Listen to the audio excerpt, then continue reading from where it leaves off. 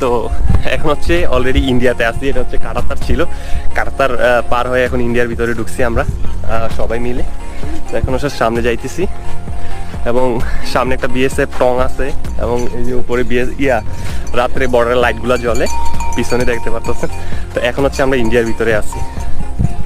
আর আমার সামনে হচ্ছে একটা ফেন্সিং রোড আছে, মানে ইন্ডিয়ান রাস্তা। তো এখন আমরা যেখানে আছি এটা হচ্ছে পুরো ইন্ডিয়া। তো এই যে ইন্ডিয়ান লোকেরা হচ্ছে এখানে কাজ করতেছে। তো এইটা হচ্ছে ইন্ডিয়াতে। তো আমরা এখন যে রাস্তাটায় আছি এটা হচ্ছে ইন্ডিয়ার রাস্তা। আর আমাদের পিছনে উপরে হচ্ছে বিএসএফ ক্যাম্প, সামনে একটা বিএসএফ টঙ্গর আছে, আমি আপনাদের দেখাইতেছি। ওই যে একটা বিএসএফ টঙ্গর। তো এখানে এখন বিএসএফ নাই, তো এই কারণে আমরা যাইতে পারতেছি। যদি বিএসএফ থাকতো তাহলে যাইতে পারতাম।